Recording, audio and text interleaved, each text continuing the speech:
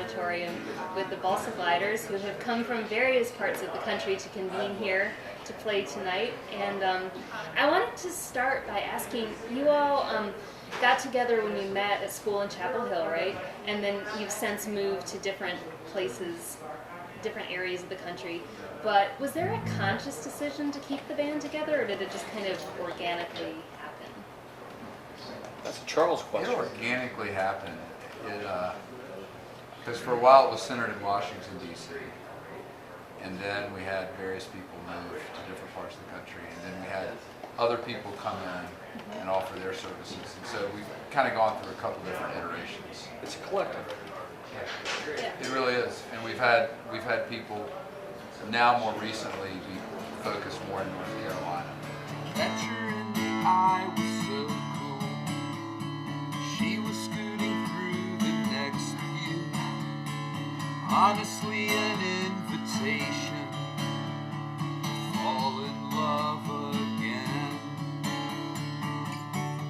So do you just schedule times to get together and practice, or do you kind of do it digitally? How does it work?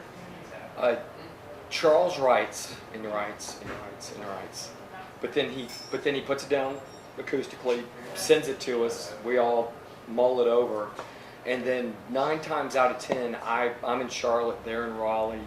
We've got a guy up in Philly. We'll I'll get my car and drive up, and we'll practice 3 or 4 times before a set of shows, which is a combination of working out new stuff, kind of honing the old stuff, and we go from there. So. And eventually it winds up in the studio. So I have to rewrite a lot of it. which is usually how it happens. Greg's our session player.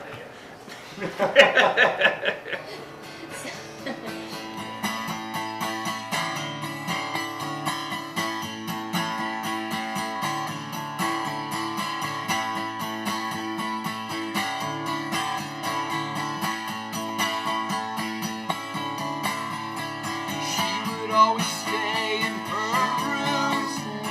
She would always try to keep things cool, dreaming of an invitation to photographic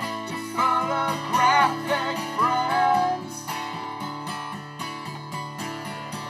So you all have pretty interesting day jobs that in your bio you describe as non-indie day jobs. You've got a couple of lawyers, you work in a bank, and you have a reverend in the band. Yeah, we're very much the establishment. Yeah. So I'm wondering if having those kind of jobs outside of the music business helps you to be creative, or if it hinders your creativity. My parishioners think it's pretty funny that I'm in a rock band because it's a very traditional church, and there's no interest in playing any of what we do in the band in the church, either on my part or theirs. But they come to shows, and I think they think it's fun, and I certainly think it's a great outlet. It is a great outlet, and he jokes we're the establishment, so sometimes I feel like we're raging against ourselves. But logistically is probably the hardest part, and sometimes whenever I feel like, man, we just nailed it, I sometimes think, man, we just nailed it after 3 long distance practices and 2 practices in the church annex. And I sometimes, and I don't want to say this in front of Charles because he's like, I'll go get a local drummer. is if we were all right there together, man, could this really be something better if we really could hammer this out on a weekly basis? But we make it work. I think that's what makes it a more permanent band now. I think that's what continues it, which is we have great shows, we have a series of great shows, but then we have to go back to our jobs. And we have to wait another 6 months. And fortunately, within those 6 months, sometimes people say, hey, I want to hear some new material. So then you get to go back out and do it. So the jobs and the logistics and the families keep us from saturating the market, keep us from playing 19 shows in a year in the same 3 or 4 markets, or 19 regional tours in 3 years. Yeah.